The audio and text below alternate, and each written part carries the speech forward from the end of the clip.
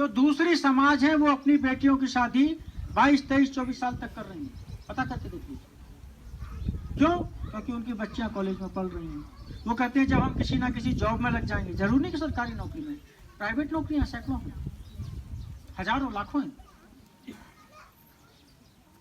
उसके बाद वो शादी, उसके माता पिता तैयार नहीं है, वो बेटियां तैयार नहीं है। और हम किस स्थिति में अपनी बेटियों की शादी करते हैं आपके सामने, ये स्थिति लड़कों की। एक और चीज, कई सारे तो हो सकता है इस गांव में भी हो जो सुबह से कुल्ला करेंगे तो शराब पीना शुरू कर देंगे। एक आध है नहीं है गांव में ऐसा? क्यों? 2-4 तो होंगे ना।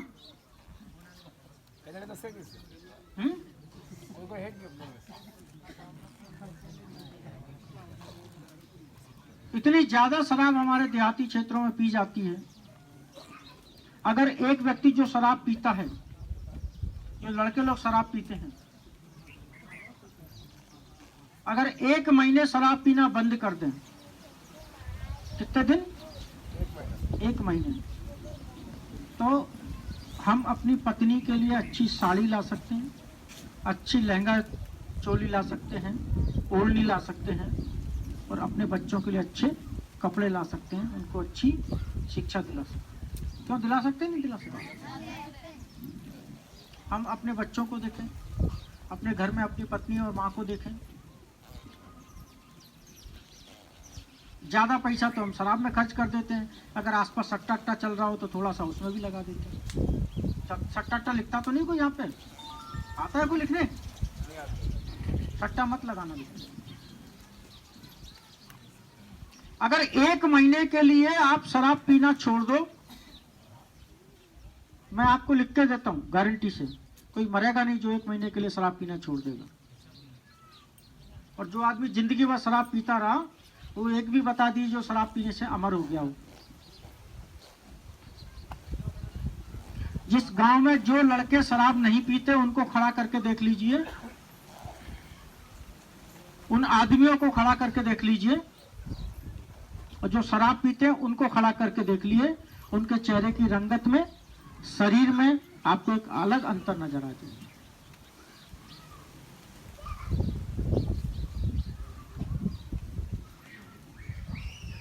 अगर शहर में कोई चाय का ठेला भी लगाता है, पान की गुमटी भी लगा रहा है, तो वो उसका जीवन का एक उद्देश्य है कि भाई मेरी जिंदगी तो जैसे गुजरनी थी गुजर गई, मेरे बच्चे पढ़ लिख जाएं बस। अगर किसी से बात करोगे तो उसकी जिंदगी का केवल एक ही उद्देश्य है कि मैं तो ठीक है मजदूर हूं, जो भी काम कर रहा हूं, बट मेरे बच्चे पढ़ लिख जाएं। और अगर हम उनसे ज्यादा भी कमा रहे हैं तो भी हमारी स्थिति, अधिकांश पैसा तो हम शराब में उड़ा रहे हैं। शराब पीते हैं तो झगड़े होते हैं, छोटी छोटी बात पे एक दूसरे के साथ मारपीट कर देते हैं, फिर पुलिस का केस बन जाता है। अभी होली का सीजन चल रहा है, जमीन को लेकर झगड़े तो नहीं है भैया गांव में?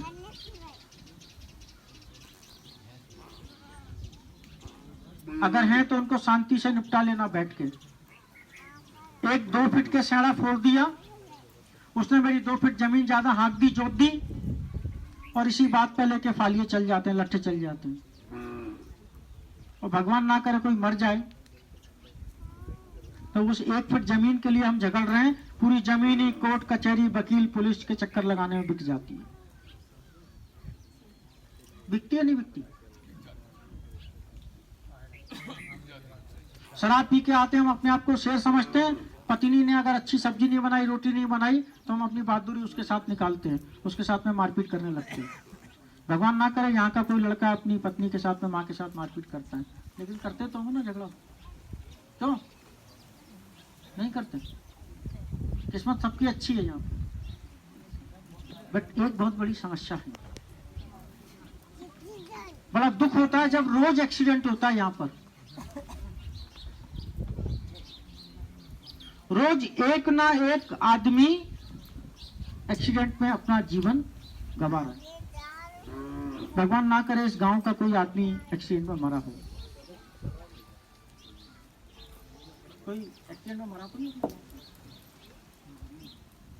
भगवान ना करे कोई मरा हो, परंतु जिसके परिवार का कोई कमाने वाला सदस्य मर जाता है तो केवल वो आदमी अकेला नहीं मरता, उसके पूरे परिवार के अरमान, उसके भविष्य खत्म हो जाता है। रोज एक दो आदमी एक्सीडेंट में मर रहे। पिछले साल एक एक्सीडेंट हुआ 2 मोटरसाइकिलों का, उसमें 8 लोग मरे। कितने लोग मरे?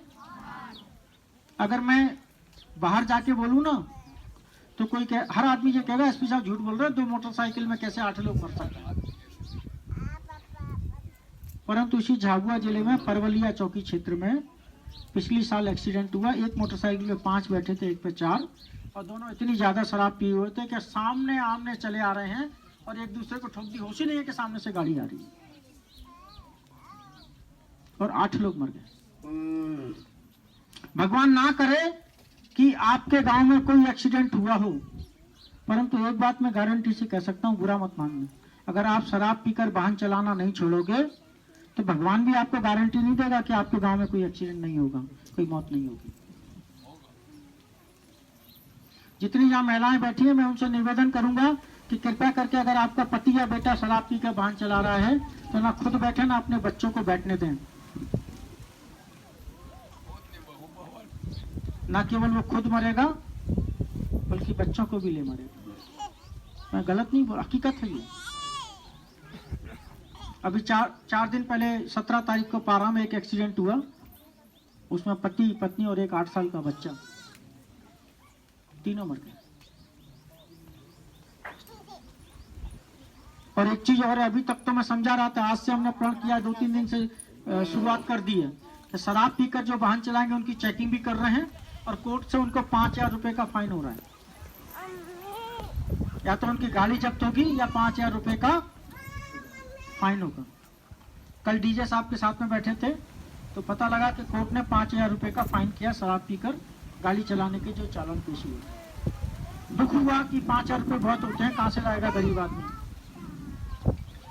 परंतु बाद में सोचा भाई अगर वो नहीं सुधर रहा तो बजाय जान जाए, इससे अच्छा 5000 रुपए सस्ते, बहुत सस्ते। कृपया करके शराब पीकर वाहन ना चलाएं। जितने छोटे छोटे बच्चे बैठे हैं यहाँ पे, बेटा अगर तुम्हारा पिता या कोई बड़ा भाई अगर शराब पी के वाहन चला रहा है तो बेटा कभी मत बैठना उसके साथ। एक और चीज आती है, छोटी छोटी बात पे लोग बोलते हैं ये डाइन है, ये है, ये वो है, इसी बात पे लोग ताना देते रहते हैं, कभी कभी उसके साथ में मारपीट कर देते हैं। अपने यहाँ तो नहीं है लेकिन अलीराजपुर में डाइन कह के फालतू में उसकी हत्या भी कर दी, ऐसी भी कई घटनाएं पहले हुई। कोई डाइन नहीं होता, सब फालतू की बात है। तो कृपया करके इस प्रकार के अंधविश्वासों से बचें। अभी मैं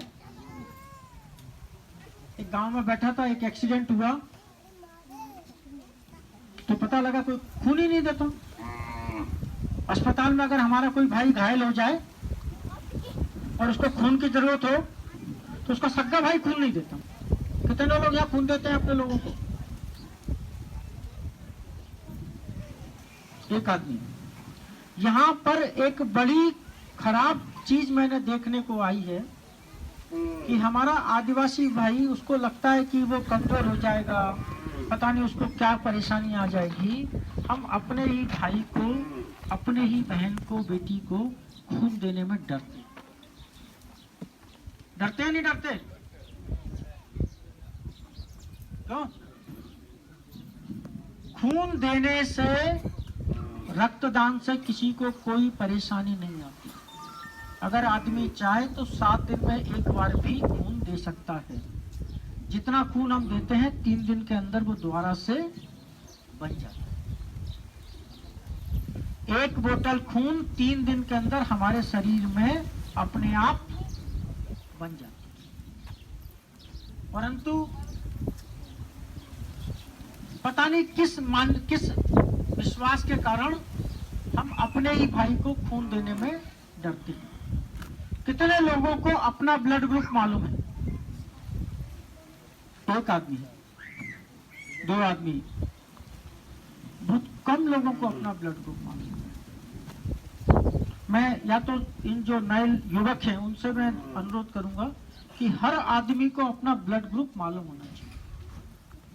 और अपना तो छोड़ो, अगर कोई दूसरे को भी खून की जरूरत है तो हमको खून देने में आगे आना चाहिए। मुझसे अगर कोई कहे किसी को बी पॉजिटिव की जरूरत है तो वो 3 महीने में कभी भी किसी को दे सकता हूँ एक बार। मेरा ब्लड ग्रुप बी पॉजिटिव।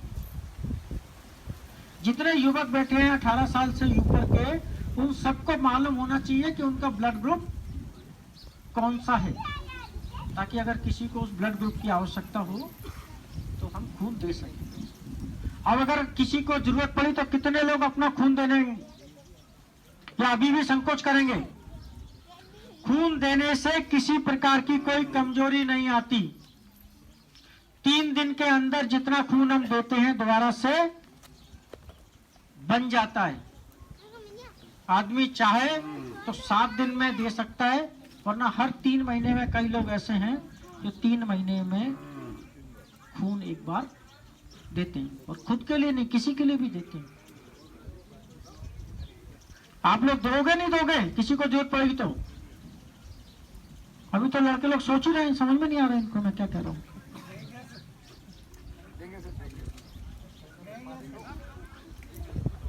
एक आदमी बोलो, इतने जो लड़के बैठे हैं 18, 20, 25 साल के, इसमें तो एक भी नहीं बोल रहा।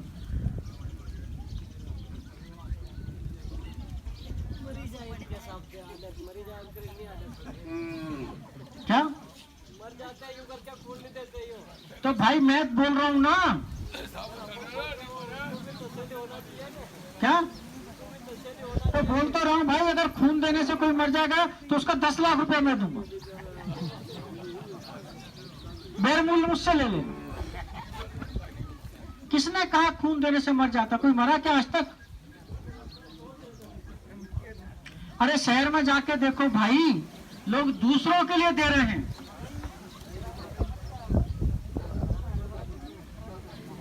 और जरूरी नहीं है कि लड़के ही दें, महिलाएं भी दे सकती हैं, बेटियां भी दे सकती हैं। जो 10वीं क्लास में दोनों पढ़ रही हैं, आप दोगी बेटा? नहीं दोगी? खड़े होकर जोर से बोलो, इधर आओ। इन जो लड़के हैं इनको थोड़ा बहुत शर्म आए कि हमारी Bluetooth mode. खून की हम देंगे उसको खून हमारा। Hello hello hello hello hello ये माइक ये दे, ये माइक दे, ये माइक में हाँ इधर इधर सामने सामने शीशे बोली, शीशे सामने चले दोनों सामने चले सामने।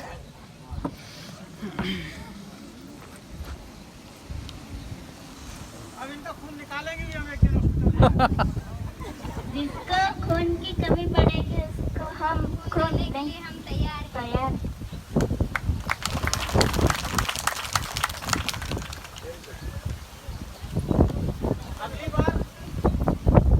अगली बार जब हम कार्यक्रम करेंगे तो कोशिश करेंगे खून निकलवाने की व्यवस्था। हमारा कम से कम एक कार्यक्रम में एक पुलिस का जवान आप लोगों को एग्जाम्पल देके बता सके कि खून निकालने से कोई मरता नहीं है, कोई कमजोरी नहीं आती। और जो दोनों बैठी बोली हैं, इनको हम अस्पताल में ले जाएंगे और इनका खून निकलवाएंगे। और इसलिए निकलवाएंगे ताकि इन लड़कों को समझ में आए कि खून देने के बाद ये बिटिया लोग मरी नहीं है। और हम कोशिश करेंगे, इन दोनों से अपेक्षा करेंगे कि ये अपने मन में प्रण करके देखें तो जो भी अंजलि श्रीवास्तव जैसे थाना प्रभारी थानेदार बन सकती है। दुनिया की कोई ताकत उनको नहीं रखती।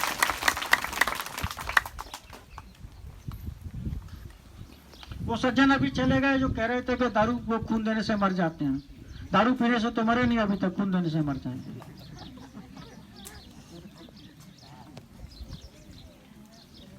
मेरा काम नहीं है ये सब।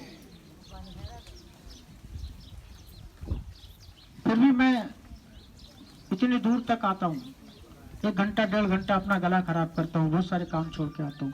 क्यों आता हूँ? मुझे क्या फायदा होगा? मेरे को ये सब करने से कुछ फायदा होगा? मेरा कोई रिश्तेदार, कोई बच्चा, कोई घर जमीन है यहाँ पे? परंतु जब मैं इन बच्चों को देखता हूँ, इन छोटे छोटे बच्चों को देखता हूँ, उनके चेहरों को देखता हूँ, और जो इनके पिता हैं उनको देखता हूँ, और उनके पिताओं को देखता हूँ, तो बड़ा दुख होता है कि दुनिया कितनी आगे निकल गई। दुनिया कितने आगे निकल गई, और हम पीढ़ी दर पीढ़ी वही मजदूरी करते, खेती किसानी करते करते करते। जब 5 साल 10 साल के हुए तब से हमारे पिता ने हमको खेत में झोंक दिया या मजदूरी में झोंक दिया, और मजदूरी करते करते हम मर गए।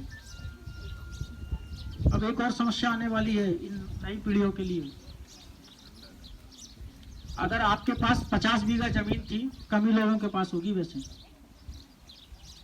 आपके पास 50 बीघा जमीन थी और आपके 5 बच्चे हैं, तो 21 समय कितनी बची?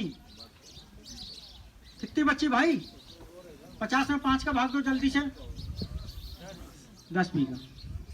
और अगर उसके 3 बच्चे हैं तो 3 बीघा मान लें।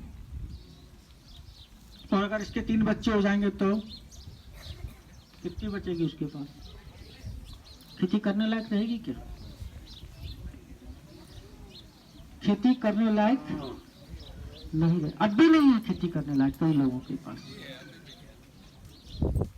20% लोग होंगे जो खेती से अपना अपने परिवार का जीवन यापन अच्छे तरह से कर सकते हैं, और अगर हम मजदूरी करने नहीं जाएं तो हम अपने परिवार का पेट नहीं भर सकते। तो अगर आप चाहते हो कि आपके बच्चों को मजदूरी नहीं करनी पड़े, आपके बच्चों को चौकीदारी नहीं करनी पड़े, आजादी के 70 साल बाद भी हमारे जिले से IIT में, PMT में अभी 1 2 4 बच्चे निकले हैं, बड़ी खुशी मना रहे हैं। दूसरी जगहों से हजारों निकलते हैं, सैकड़ों निकलते हैं। अगर आपको अपने इन बच्चों की तकदीर और तस्वीर दोनों बदलनी है, यदि आपको अपने बच्चों की तकदीर और तस्वीर दोनों बदलनी है, इनको जीवन की खुशी लानी है, इनका भविष्य अच्छा बनाना है, तो एक ही तरीका है, पढ़ाई, पढ़ाई और। ये पत्थर हटा दो। आज ऑफिस में बैठे तो एक मास्टर साहब आए, उनने एक आवेदन दिया कि बोले कल शाम को 5:30 बजे मेरे पास एक फोन आया कि बोले आपके खाते की वो जानकारी अपडेट करनी है, आप अपना खाता नंबर बताओ, आधार कार्ड बताओ, ATM का पिन बताओ।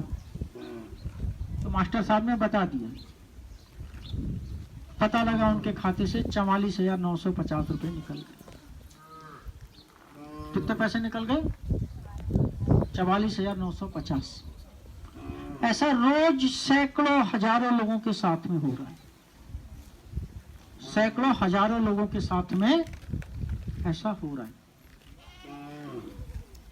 इससे पहले मैंने एक गांव में, तोरनिया में, एक जनसंवाद ऐसी खाटला चौपाल कर रहा था, तो वहां भी एक लड़का खड़ा हुआ, उसके 9,000 रुपए निकल गए, क्योंकि उसके खाते में 9,000 रुपए थे। ऐसा रोज हो रहा है, रोज सैकड़ों हजारों लोगों के साथ में हो रहा है। मैं केवल इसलिए आप लोगों से बोल रहा हूं कि कोई भी व्यक्ति आपको फोन करे, कोई भी महिला आपको फोन करे, बड़ी सुरीली आवाज में फोन करके बेवकूफ बनाती हैं, तो किसी को भी कृपया आप अपना बैंक खाते की जानकारी, ATM की जानकारी, आधार कार्ड की जानकारी फोन पर नहीं बताएं। फोन पर बैंक खाते की जानकारी, आधार कार्ड की जानकारी, ATM की जानकारी नहीं दें, आपका पैसा निकाल लेंगे। जो थोड़े बहुत पढ़े लिखे लोग हैं, जिनके पास मोबाइल है, कभी कभी हमारे पास मैसेज आता है, आपकी 50 लाख रुपए की लॉटरी निकल गई। सुना किसी ने? नहीं सुना? 50 लाख रुपए की लॉटरी निकल गई, आपको 1 हफ्ते में पैसा मिल जाएगा, स्टाम्प शुल्क के आप 50,000 रुपया इस खाते में जमा कर दीजिए। और कई भाई लोग जमा भी कर देते हैं, कई सैकड़ों हजारों। मैं इस बात को इसलिए रिपीट कर रहा हूं ताकि यदि आपको किसी को कोई फोन आए तो आपको ध्यान में रहे कि नहीं, हमारे गांव में एसपी साहब आए थे, बोल गए थे। अगर आपको कोई लॉटरी के नाम पर पैसा बैंक में जमा करने के लिए बोलता है तो कृपया बैंक में पैसा जमा ना करें, वो आपका पैसा हड़प जाएंगे। अगर 50 लाख रुपए की लॉटरी लगी है, उनको देना ही होगा, तो वो आपसे 50,000 रुपया जमा नहीं कराएंगे।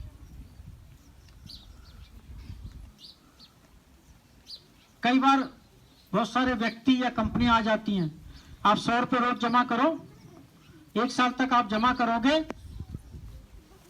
आपको अगले साल से 500 रुपये 1 साल तक लगातार मिलेंगे, 200 रुपये अलग मिलेंगे। मतलब कम समय में जो आदमी और कंपनी आपका पैसा 2 गुना 3 गुना करने का बोलता है, ऐसे लोगों से सावधान रहें। आज नहीं तो कल ऐसी कंपनी या व्यक्ति आपका पैसा लेकर भाग जाएंगे। कोई भी आदमी या कंपनी समय से पहले पैसा 2 गुना नहीं करके दे सकती, और अगर कोई ऐसा बोल रहा है तो शुरू में 2-4 लोगों को देगा और बाद में हजारों लोगों के पैसे लेकर भाग जाएगा। आपके यहाँ से भी कई सारे लोगों के साथ में इस प्रकार की धोखाधड़ी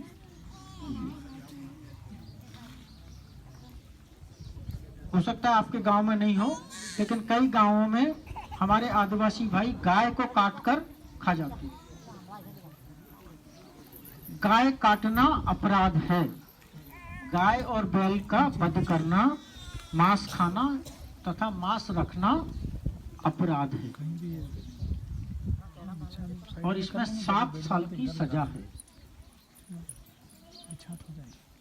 अभी कई जगह गांव देहात में ऐसा हुआ, शराब के नशे में अपनी गाय को काट के बांटने लगे और पार्टी कर दी।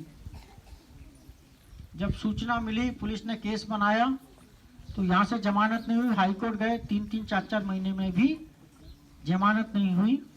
हाई कोर्ट में जाएंगे, 25,000 रुपये, कम से कम 50,000 रुपया वकील की फीस है। मैं इसलिए बता रहा हूँ। फिर उनसे कहा, जब बोले साहब हमें तो मालूम ही नहीं था कि गाय काटना अपराध है, हमारी गाय थी, बूढ़ी हो गई तो हमने पार्टी बना ली। गाय काटना भले ही आपकी हो या किसी और की हो, गाय काटना अपराध है। गाय और बैल, गाय काटना अपराध है, गाय का मांस रखना अपराध है, इवन गाय का मांस खाना भी गंभीर अपराध है। इसमें 7 साल तक की सजा हो सकती है। अगर आपके जहन में रहे तो अंत में मैं अपनी बात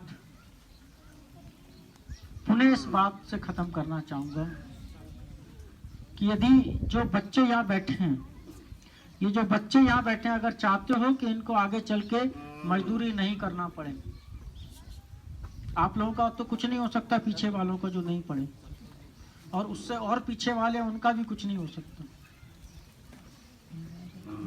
परंतु इनका हो सकता है। अगर आप चाहते हो कि आपके ये बच्चे, आपका यह भविष्य मजदूरी नहीं करे, तो कृपया करके इनको अच्छी शिक्षा दिलवाइए।